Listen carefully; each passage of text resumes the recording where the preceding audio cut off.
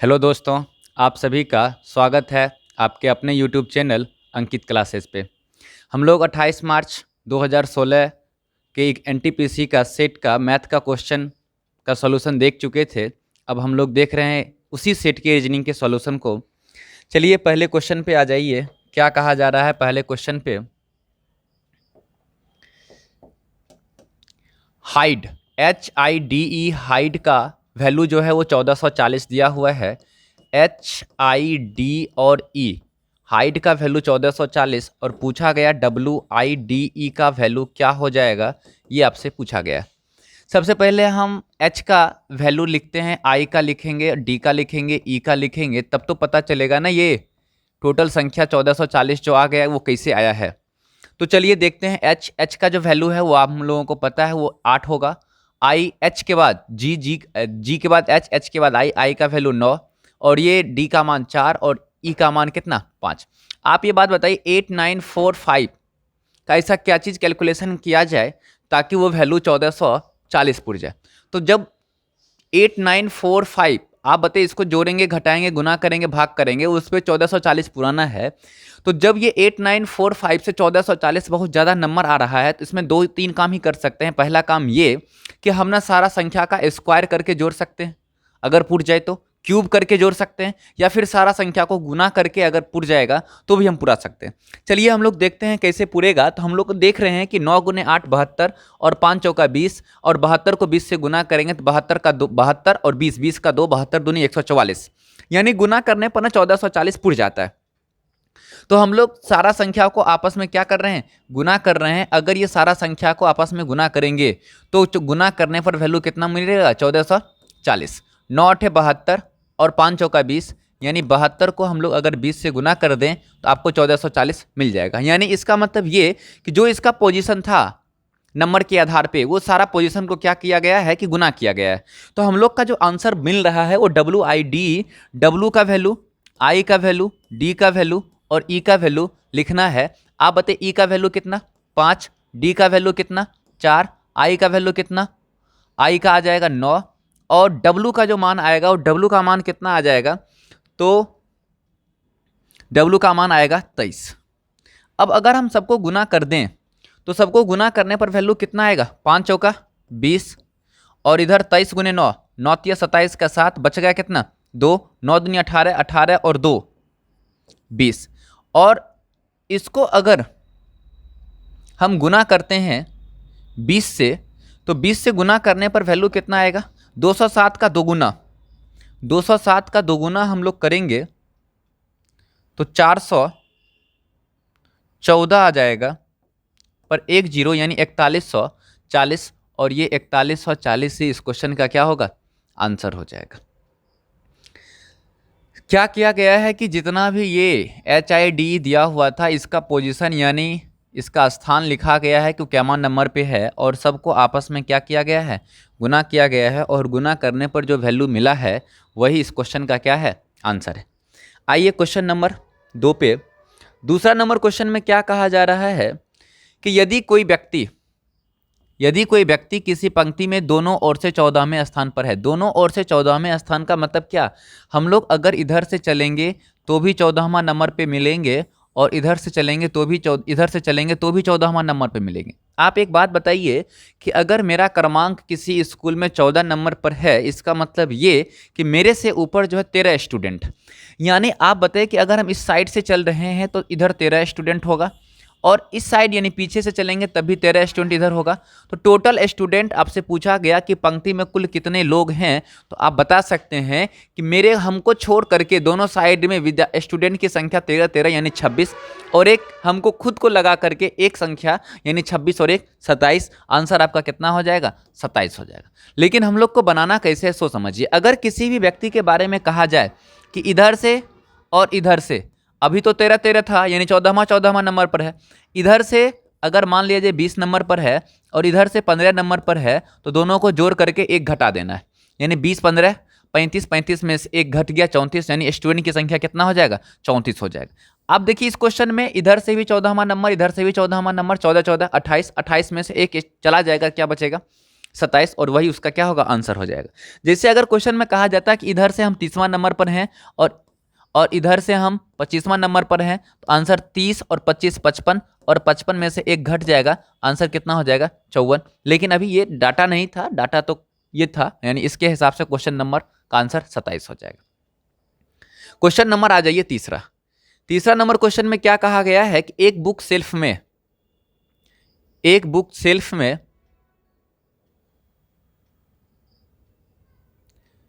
किसी किस्म के 30 पुस्तकें विज्ञान, सामान्य विज्ञान, अंग्रेजी साहित्य और हिंदी उपन्यास से संबंधित है। और आगे क्वेश्चन में यह कहा गया कि प्रत्येक विज्ञान पुस्तक एक अंग्रेजी साहित्य पुस्तक के आगे है। यानी विज्ञान का जो पुस्तक होगा वो अंग्रेजी से क्या होगा, आगे होगा। आगे फिर क्या कहा गया है कि प्रत्येक समान ज्ञान पुस्तक आगे होगा, प्रत्येक समान ज्ञान पुस्तक के आगे नहीं है। ये तो कुछ छूट गया है शायद। आगे कहा गया कि अंग्रेजी और हिंदी पुस्तक कभी भी एक दूसरे के अलग बगल नहीं बैठेगा। यानी अंग्रेजी और हिंदी ये दोनों आसपास में बैठने वाला नहीं है। फिर आगे कहता है कि यदि बाईं तरफ विज्ञान की पुस्तक हो तो दाईं ओर से पुस्तक का संभावित क्रम क्या होगा, यह आपसे पूछा जा रहा है। तो हम ये डाटा को ही देख करके क्वेश्चन को सॉल्व कर सकते हैं। आप एक चीज देखिए कि अगर हम क्वेश्चन को बैठाएं तो टाइम लगेगा, उससे ज्यादा आसान क्या है कि अपना ऑप्शन को देखिए और ऑप्शन को देख करके आप क्वेश्चन को सॉल्व कर सकते हैं। सबसे पहले क्वेश्चन में यह कहा गया कि बाईं तरफ से क्या होना चाहिए, विज्ञान। बाईं तरफ से विज्ञान है तो आगे का क्रम क्या होगा, ये आपसे पूछा गया। आगे का क्रम में विज्ञान और अंग्रेजी, विज्ञान के बाद अंग्रेजी, यानी अंग्रेजी से इस साइड विज्ञान और विज्ञान से इधर अंग्रेजी होना चाहिए। तो विज्ञान के बाद ये हिंदी, विज्ञान के बाद ये हिंदी, ये दोनों क्या हो जाएगा, डाटा गलत हो जाएगा।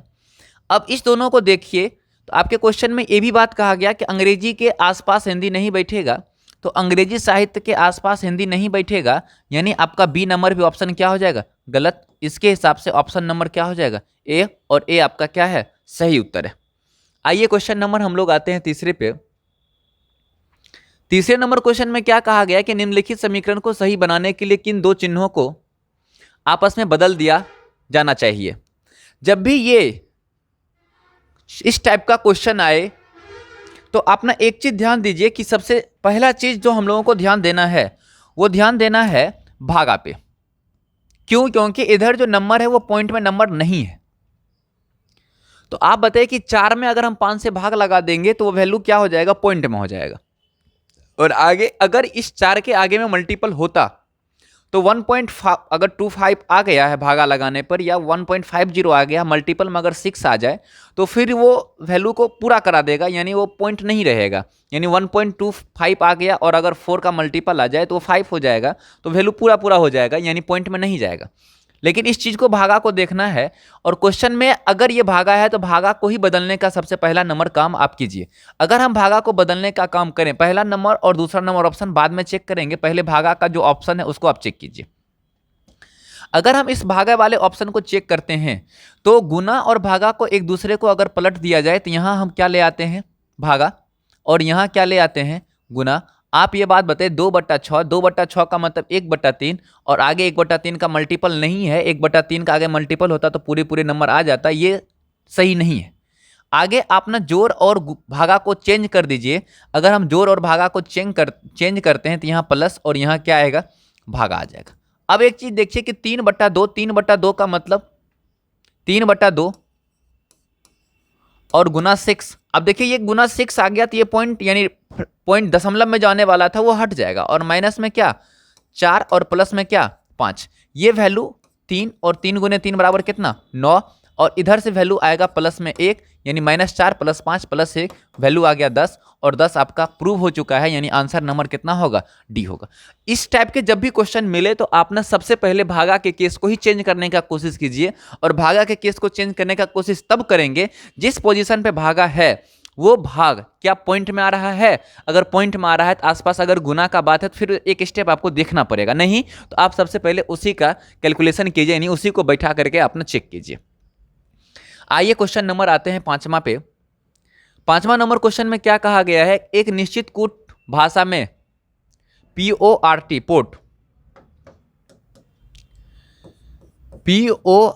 पोर्ट पोर्ट का जो वैल्यू दिया हुआ है 2, 4, 9 और 1, और आगे दिया हुआ है MU CE, इसका वैल्यू 6538, और आपसे पूछा क्या गया है कंप्यूटर का COMPUTER कंप्यूटर किस प्रकार लिखा जाता है। आप जब भी इस कोडिंग डिकोडिंग का क्वेश्चन हो तो आप ना एक चीज भी ध्यान रखना है आपको, क्या कोई क्वेश्चन या कोई अल्फाबेट या कोई डिजिट क्या रिपीट किया है, रिपीट नहीं किया है। अगर रिपीट कर रहा है तो आप ये देखिए कि जिस अल्फाबेट का हम डिजिट ले रहे हैं क्या वो सेम चीज है कि नहीं है। अभी तो कोई रिपीट नहीं किया है। रिपीट अगर नहीं कर रहा है तो हो सकता है ये कोडिंग डिकोडिंग जो है वो फिक्स कोडिंग के आधार पर हो, और फिक्स कोडिंग के अगर आधार पे होगा तब क्वेश्चन बनाना आसान हो जाएगा। फिक्स कोडिंग का मतलब ये कि P का वैल्यू 2, O का वैल्यू 4, R का वैल्यू 9 और T का वैल्यू 1, M का वैल्यू 6, U का वैल्यू 5, C का 3 और E का 8, और आप ना पूरे वैल्यू को बैठा दीजिए, आपका आंसर आ जाएगा। C का वैल्यू कितना लेना है, 3, O का वैल्यू कितना लेना है, O का 4, M का वैल्यू कितना 6, P का वैल्यू कितना 2, U का वैल्यू कितना 5, T का वैल्यू कितना 1, E का वैल्यू कितना, E का 8 और R का वैल्यू कितना, तो R का वैल्यू 9, और यही आपका आंसर हो जाएगा 3 4 6 2, 3 4 6 2, उसके बाद 5 1 8 9, और पहला नंबर आंसर ही आपका सही है।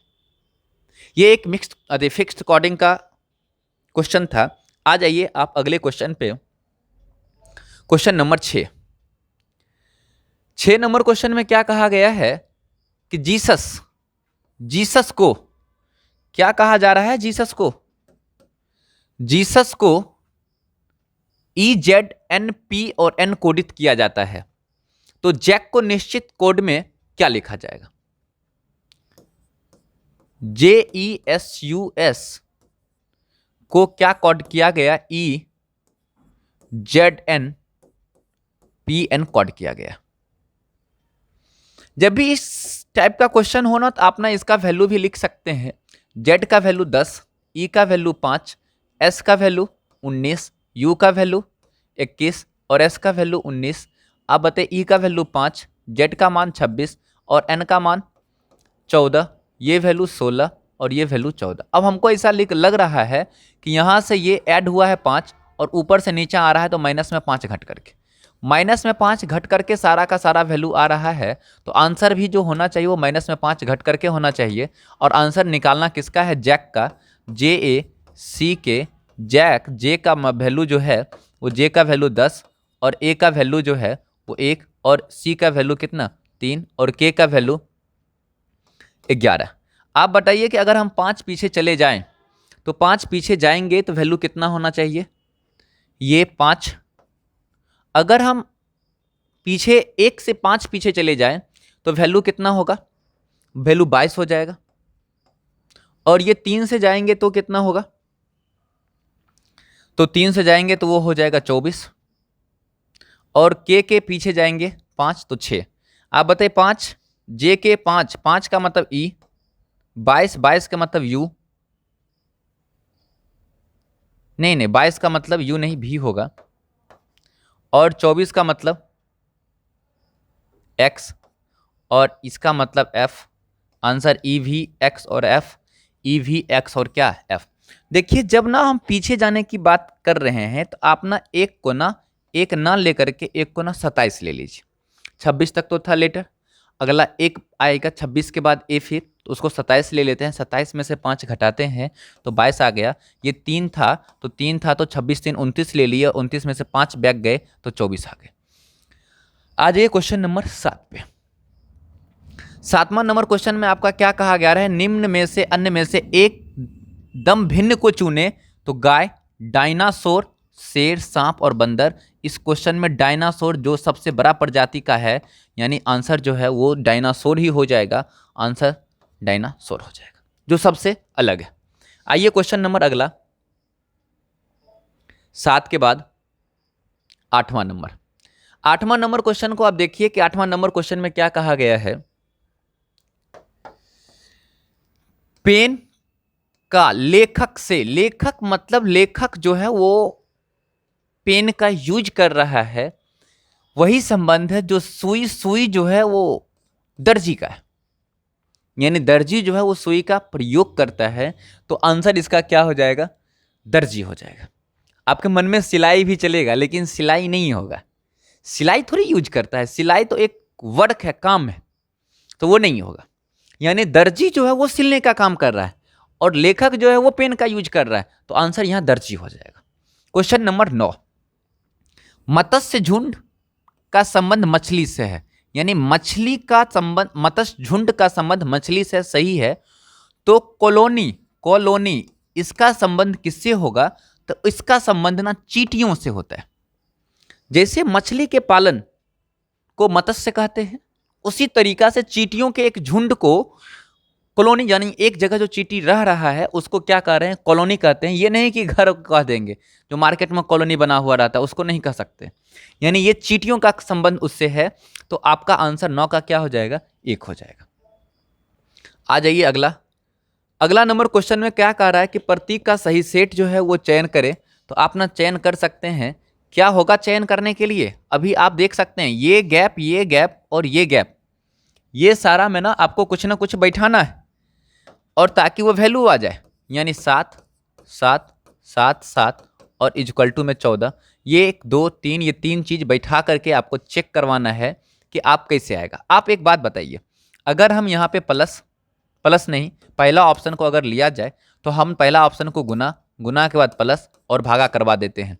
7 में 7 से भागा लगाएंगे 1, 7 7 49, 49 1 50। पहला ऑप्शन गलत, पहला ऑप्शन गलत हो गया। दूसरा ऑप्शन आप लीजिए तो भागा, भागा के बाद प्लस, प्लस के बाद गुना। आप बताइए 7 में 7 से भागा लगाएंगे 1, 7 7 49 1 50, ये भी गलत। तीसरा नंबर माइनस, माइनस के बाद गुना, गुना के बाद भागा। आप बताइए पहले भागा लगा देंगे तो वैल्यू कितना आ जाएगा 1, और 7 को 1 से गुना करवा देंगे 7, और 7 में 7 गया 0, ये भी नहीं होगा। आंसर चौथा नंबर सही होगा। आप देख भी सकते हैं, प्लस, प्लस के बाद गुना, गुना के बाद भागा, भागा लगाएंगे तो 1 आएगा, और 1 आएगा, 7 को 1 से गुना करेंगे तो 7, और 7 और 7 मिलकर कितना, 14। आंसर क्या नंबर, डी नंबर हो जाएगा। आ जाइए आप अगले क्वेश्चन पे। अगला क्वेश्चन 11 नंबर, क्या कहा गया 11 नंबर में, आप देखिए 11 नंबर क्वेश्चन। 11 नंबर में त्रिभुज और ये बॉक्स दोनों को मिला करके कितना है 48। जब दोनों का मल्टीपल 48 है तो ऐसा कौन दो संख्या ले जिसको गुना करने पर 48 पुट जाए। तो हम बहुत संख्या ले सकते हैं, 1 48, 2 24, 3 16, 4 12, 5 नहीं 6 8, बहुत संख्या ले सकते हैं। लेकिन एक चीज देखिए कि इस टाइप के क्वेश्चन में यहां त्रिभुज है तो यहां भी त्रिभुज है, यहां वृत्त है तो यहां भी वृत्त है, यहां समचतुर्भुज है तो यहां भी क्या है, समचतुर्भुज है। तो अब देखिए इस टाइप का क्वेश्चन आपको दिया हुआ है, अभी हम ना इस टाइप के क्वेश्चन को आप सॉल्व कर सकते हैं। रिलेशन एक कुछ ना कुछ चल रहा है। अगर हम लोग यहाँ पे 16 ले लें और 16 गुने 3 करवा दें, तो आप बताइए कि अगर इसको 16 लेंगे तो 24 गुना में पूरेगा ही नहीं। अगर हम इसको 3 ले लेंगे, इसको 3 लेंगे तो ये क्या होना चाहिए 8। आप बताइए इसको हम 8 ले लेंगे तो ये वैल्यू तो 1 होना चाहिए। अब ये 1 हो जाएगा और त्रिभुज के हिसाब से बनाएंगे, त्रिभुज को कितना लेना पड़ा था। ये चीज़ आपको ना कॉम्बिनेशन थोड़ा सा देखना पड़ेगा। आप कॉम्बिनेशन से अगर सबको प्रूव करवा दिए तो आपका आंसर सही हो जाएगा। तो कुछ ले सकते हैं, कुछ भी ले सकते हैं, हम कुछ ले करके इसको हम बैठाने का कोशिश कर रहे हैं। सबसे पहले हम 8 6 को बैठा देते हैं। 8 और 6 को अगर 48 पूरा दें, इसको हम 6 ले लें, इसको 8 ले लें, तो 8 6 कितना 48, ये 6 तो ये 6 होगा, और ये 4 6 चौका कितना 24, ये 4 तो ये भी 4 लेंगे, और 4 गुने 2 बराबर क्या 8। अब बताइए सारा कुछ ना बैठा हुआ है, अभी तक सारा का सारा कुछ टर्म बैठा हुआ है।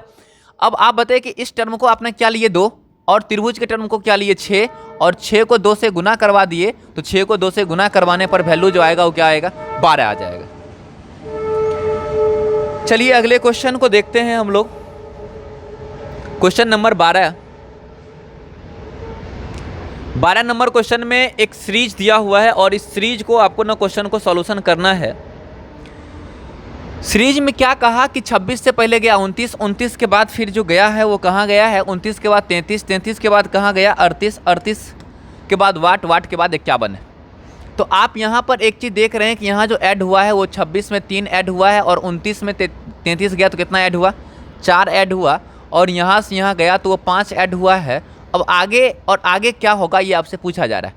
तो आपको पता है 3 के बाद 4, 4 के बाद 5, 5 के बाद 6 होना चाहिए।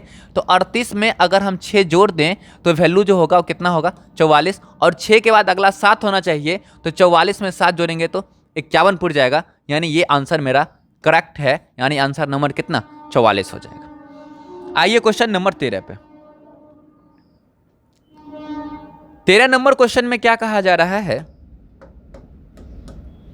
कि यदि फरवरी 2012 का अंतिम दिन बुधवार था। आप एक चीज इंडिकेट कीजिए कि फरवरी 2012 का अंतिम दिन, 2012 का अंतिम दिन जो होगा, फरवरी का अंतिम दिन 2012 में फरवरी जो है वो लीप ईयर होगा और वो अंतिम दिन 29 फरवरी होगा। यानी हम लोग को ये बात कंफर्म हो गया कि 29 फरवरी 2012 का जो वैल्यू है वो ना बुधवार है। और आपसे पूछा गया कि फरवरी 2011 का अंतिम दिन कौन सा था, ये आपसे पूछा जा रहा है। तो आप बताइए फरवरी 2012 का 11 का अंतिम दिन तो वो 28 फरवरी होगा, ये आपसे पूछा गया। तो आपने एक चीज थोड़ा सा गौर कीजिएगा, हम जो बात आपको बताना चाह रहे हैं कि अगर कोई साधारण साल है तो ठीक 1 साल के बाद एक दिन वैल्यू जो है वो बढ़ जाता है। अगर वो साधारण है तो, यानी अगर वो साधारण का केस चल रहा है तो 365 दिन होगा। 365 दिन में आपको पता है कि अगर हम 7 से भाग लगा दिए तो 7 × 5 = 35, बच गया 1 और 15, 7 दूनी 14, यानी एक दिन जो है बढ़ जाता है वीक में, यानी अंत में एक दिन बढ़ गया। इसका मतलब ये बात जो हम बता रहे हैं इस बात को थोड़ा समझिए कि अगर 1 जनवरी 2017 को अगर सोमवार है तो 1 जनवरी 2018 को एक दिन बढ़ जाएगा, यानी आंसर जो होगा वो मंगलवार होगा। लेकिन अगर लीप ईयर आ जाता है तो हमको ना जब भी क्वेश्चन मिलेगा तो 1 जनवरी के हिसाब से नहीं मिलेगा। तो जब क्वेश्चन आ रहा है तो लीप ईयर तो आपको देखना है, लेकिन आप ये चीज देखिएगा लीप ईयर में क्या 29 फरवरी उसमें शामिल हुआ है कि नहीं हुआ है। अगर 29 फरवरी शामिल हुआ है तो 2 दिन बढ़ेगा, और 29 फरवरी शामिल नहीं है तो सिर्फ और सिर्फ एक दिन बढ़ जाएगा। अब आप देखिए इस क्वेश्चन को कि इस क्वेश्चन का हल क्या होगा। कि अगर हम नोट में एक बात लिख रहे हैं, एक वर्ष में एक दिन बढ़ेगा और जब 29 फरवरी शामिल होगा तो 2 दिन बढ़ जाएगा, 2 दिन बढ़ जाएगा। आप एक बात बताइए कि हम इस क्वेश्चन को देख रहे हैं कि 28 फरवरी 2011 और हम ना 28 फरवरी 2012 पर चले आते तो यहां से एक दिन बढ़ जाएगा, कहीं 29 फरवरी शामिल नहीं है अभी। और आपको पता है कि 28 फरवरी 2012 का कौन सा दिन है, तो ये बात हम कह सकते हैं कि जब 29 फरवरी बुधवार को होगा तो 28 फरवरी मंगलवार को होगा। और यहां से एक दिन बढ़ेगा, यहां से एक दिन पीछे जाएंगे तो घटेगा एक दिन। तो अब बताइए कि अगर हम पीछे एक दिन गए तो -1 मंगलवार के एक दिन पहले, आंसर क्या हो जाएगा, सोमवार हो जाएगा। चलिए आ जाइए अगले क्वेश्चन पे। 14 नंबर क्वेश्चन में क्या कहा कि अध्यापक का जो रिलेशन छात्र से है, अध्यापक का जो रिलेशन छात्र से है, नर्स का ना वही रिलेशन रोगी से होगा। यानी छात्र का इलाज अध्यापक करते हैं, रोगी का इलाज नर्स करेगा। सिंपल सा लॉजिक। आ जाइए अगला क्वेश्चन नंबर 15। 15 नंबर में कहा निम्न में से अन्य से एकदम भिन्न को चुने, यानी एकदम भिन्न को चुनना है। दौड़ना, कूदना, योगा और टहलना। तो दौड़ना, कूदना, टहलना वो आगे ना पीछे चलने का काम हो रहा है, लेकिन योगा हम बैठ के भी कर सकते हैं। तो आंसर इसका क्या हो जाएगा? सी नंबर हो जाएगा। आइए क्वेश्चन नंबर 16 पे। 16 नंबर क्वेश्चन में क्या दिया हुआ है कि यदि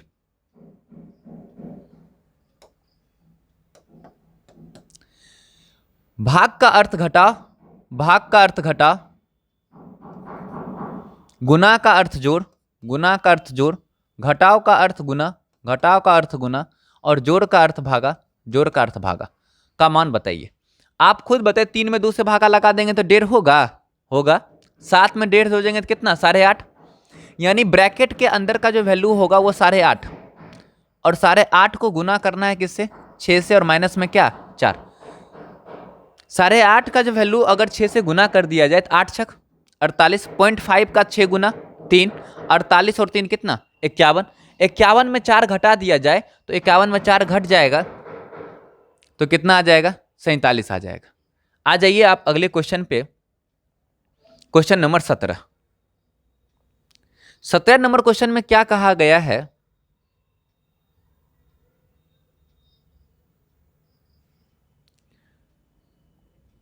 कहा गया कि नीचे कथन और उसके बाद कुछ निष्कर्ष दिए गए हैं। आप कथन और निष्कर्ष को देखिए और कथन को सही मान करके चलना है, चाहे वह समान ज्ञान कथन से भिन्न प्रतीत होता हो। आगे क्वेश्चन में यह कहा गया कि युवा बहुत महत्वाकांक्षी है, यानी युवा जो है वो क्या है? बहुत महत्वाकांक्षी है। आगे ये भी कहा कि बहुत सारे बुरे लोग युवा पीढ़ी को बिगाड़ दिए हैं, यानी बहुत सारे बुरे लोग जो हैं युवा पीढ़ी को बिगाड़ रहे हैं, बिगाड़ रहे हैं, बिगाड़ दिए नहीं है, वो बिगाड़ रहे हैं, यानी कार्यक्रम चालू है बिगाड़ने का। क्वेश्चन में यह कहा गया कि युवाओं को नहीं पता कि वो किस पर विश्वास करें। ऊपर दोनों क्वेश्चन में कहीं पर भी विश्वास का कोई चर्चा नहीं है, यानी वो क्या होगा? गलत होगा। सेकेंड नंबर क्वेश्चन में कहता है कुछ युवा बुरे प्रभाव के वजह से अपने लक्ष्य से भटक जाते हैं। आप बताइए, कुछ युवा बुरे प्रभाव का मतलब क्या? ये बुरे लोग जो हैं उनको संगति को खराब कर रहे हैं, यानी क्वेश्चन नंबर सेकेंड जो है वो सही बात कह रहा है कि वो बुरे संगति के कारण वो अपने लक्ष्य से क्या हो जाते हैं? बिगड़ जाते हैं, यानी वो अपना लक्ष्य खराब कर लेते हैं, यानी युवा पीढ़ी को बिगाड़ रहे हैं तो वो अपने लक्ष्य को भटका देते हैं उनको, यानी आंसर नंबर क्या हो जाएगा? बी हो जाएगा। आइए 17 के बाद 18 नंबर क्वेश्चन पे। 18 नंबर क्वेश्चन में क्या कहा गया है? स्कूल को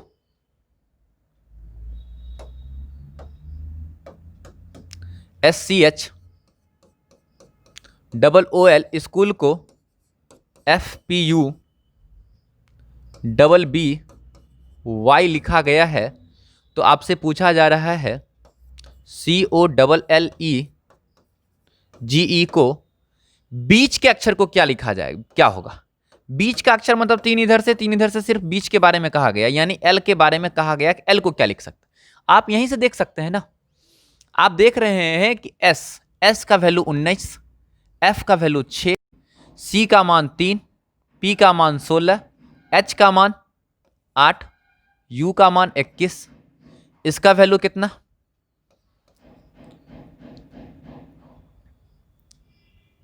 ये 15 होगा, और ये 2, ये भी 15, ये 2, और L का मान 12, और ये वैल्यू 25। आप क्या देख रहे हैं? जैसा हमको लग रहा है प्रत्येक जगह ना 13 का अंतर है, यानी यहां से ये 13 ज्यादा, ऊपर से 13 नीचे कम। ये 13 ज्यादा होगा, वो 13 कम होगा। आपको हम बताएं कि 26 में 3 29, 16 13 29, यानी ये नीचे ऊपर से ना -13 का कमी हो रहा है, -13 का कमी हो रहा है, -13 का कमी हो रहा है, यानी यहां पर भी आप देखिएगा तो -13 का क्या हो रहा है? कमी हो रहा है। अगर -13 का कमी हुआ, इसको -13 का मतलब क्या, ये ना आप ना 26 में 12 को जोड़ दीजिएगा, 38 हो जाएगा, 38 में 13 कम जाएगा, 25 हो जाएगा। 15 में 13 कमा देंगे 2, 15 में 13 कमा देंगे 2, ये 8 है, 8 का मतलब 26, 8 34, 34 में 13 कमा देंगे 21। हमको ये पूरे कॉलेज का वैल्यू नहीं चाहिए, हमको सिर्फ एल का वैल्यू चाहिए, वो भी माइनस में 13 कमा करके। तो एल का मान तो आप पहले से ही 12 जानते हैं, और एल के जगह पर 25 आ रहा था, एल के जगह पर 25, और आंसर 25 नंबर पर कौन आएगा, तो वाई आएगा, और आंसर क्या हो जाएगा आपका, वाई हो जाएगा। क्वेश्चन नंबर 19वां नंबर क्वेश्चन में क्या कहा गया है कि नीचे दिए गए कथन और उनके कुछ निष्कर्ष दिए गए हैं और आपको बताना है। क्या बताना है, इस बात को थोड़ा सा गौर कीजिए। निष्कर्ष दिए गए, आपको दिए गए कथन को सही मान करके बताना है। कहते हैं दुनिया के किसी भी देश ने आत्मनिर्भर हासिल नहीं किए, सही बात है। आगे फिर कहा गया कि मशीनीकरण बिल्कुल नाकाम रहा, चलिए सही बात है, मशीनीकरण नाकाम रहा। क्वेश्चन में कहा आत्मनिर्भर बनना असंभव है। देखिए आत्मनिर्भर बनना असंभव है, ऐसा क्वेश्चन में कहीं नहीं कहा गया। वो कहा गया कि दुनिया के किसी देश ने आत्मनिर्भर हासिल नहीं किया, और खुद का आत्मनिर्भर बनना, इसके बारे में नहीं कहा गया। यानी पहला नंबर पूरे का पूरे क्या है, गलत।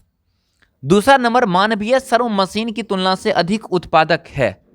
आप ये बात बताइए, मशीनीकरण नाकाम हो गया, इसका मतलब क्या, मशीन से तेजी में काम करने लगेंगे? नहीं, मशीन का तुलना आदमी से नहीं कर रहा है, यानी मशीन नाकाम हो रहा है, बिल्कुल नाकाम हो रहा है। इसका मतलब ये नहीं कि हम मशीन से ज़्यादा स्पीड में काम कर सकते हैं, यानी ये भी आपका क्या है, गलत। यानी आंसर जो होगा वो दोनों का दोनों क्या हो जाएगा, गलत हो जाएगा। ये आपको ऑप्शन में देखना पड़ेगा। आ जाइए अगला क्वेश्चन, यानी इसका कोई अनुसरण नहीं करता है। क्वेश्चन 20 से 22, 20 से 22 के बारे में आप देखिए क्या कहा गया है। 20 से 22 में कहा गया निम्नलिखित जानकारी को अध्ययन, नीचे दिए गए प्रश्नों को उत्तर करके देखिए। पी ए का पिता है, पी जो है ना वो ए का पिता है। आप बताइए पी जो है वो ए का पिता है। ए का पिता कौन, ए का पिता पी। कहता है जिसका बेटा एस है, जिसका मतलब ए का बेटा, ए का बेटा, ए का बेटा एस है, यानी ए बेटा है। आगे कहता है एल जो है के की माँ है, एल के की माँ है। एक मिनट रुक जाते हैं, एल के की माँ है, जो एस की बहन भी है। जो है जो लगेगा वो के लिए लगेगा, और एस की बहन, तो एस की बहन कौन, एस की बहन के बहन है। और आगे कहता है के की माँ एल है, तो के की माँ जो है वो क्या है, एल। एल अगर माँ हो गया, ये दोनों भाई बहन हुआ, ये दोनों भाई बहन हुआ, और एस के पिता अति, ए के बेटा ये है, और ये दोनों क्या हो जाएगा, पति पत्नी। क्यों, क्योंकि इसकी ये माँ है तो इसकी भी ये माँ होगी, और ये भी किसी न किसी का बेटा था, यानी ये माँ हो गई तो ये क्या होगा, पिताजी होगा। आगे क्वेश्चन में क्या कहा गया है, अब बताना है ए का एल से क्या संबंध है। ए का जो है वो एल से क्या संबंध है, एल से क्या हो जाएगा, पत्नी हो जाएगा। यानी ए एल से पति, एल से क्या हो जाएगा, पति, यानी आंसर बी नंबर। ए का के से संबंध क्या होगा, ए का किससे, के से क्या, पिता हो जाएगा, यानी आंसर पिता। पी का एल से क्या संबंध होगा, पी का एल से का मतलब एल से जाना है, एल के पति और पति के पिताजी, एल के पति ए और ए के पिताजी पी, यानी यहां पति और पति के पिताजी ससुर हो जाएंगे, यानी आंसर क्या हो जाएगा, ससुर हो जाएगा। आगे क्वेश्चन नंबर आ जाइए 23 पे। आइए 23वां नंबर क्वेश्चन में क्या कहा जा रहा है, नीचे दिए गए प्रश्न के उत्तर हेतु निम्नलिखित कथनों को पढ़े और बताएं। क्वेश्चन में यह कहा गया कि सभी आम जो है वो मीठे हैं। कोई बात नहीं है, सभी आम मीठे होंगे। अगर सभी आम मीठे हैं, सभी आम मीठे हैं, सभी आम जो है वो मीठे हैं। आगे फिर कहा गया कि कुछ सेब मीठे हैं, कुछ सेब मीठे हैं, कुछ सेब मीठे हैं। आगे कहा गया कि सभी गोलाकार फल है, सभी गोलाकार फल मीठे हैं, सभी गोलाकार फल नहीं, सभी गोलाकार फल मीठे हैं, यानी गोलाकार जितना भी फल होगा वो सभी का सभी क्या होगा, मीठे होगा। जोनी एक मीठा फल खा रहा है, जोनी जो खा रहा है वो क्या खा रहा है, मीठा फल खा रहा है। देखिए जब ये आपने फिगर बना करके इस क्वेश्चन को बनाते हैं तो आपको 100% सही बात होना चाहिए, तभी आप उसको मान सकते हैं, नहीं तो नहीं मान सकते।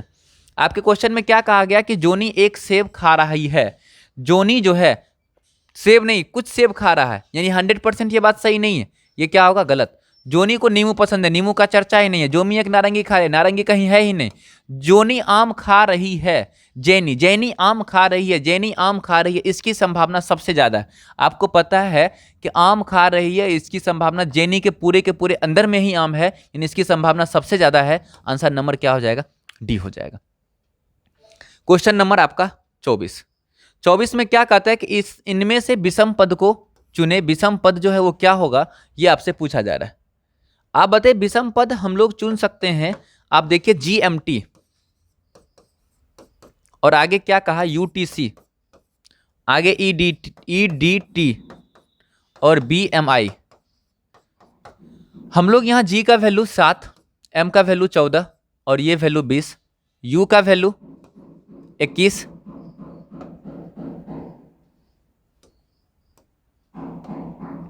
इक्कीस, 20 और ये कितना 3। ई का मान 5, 5 के बाद 4, 4 का मान 4 के बाद कितना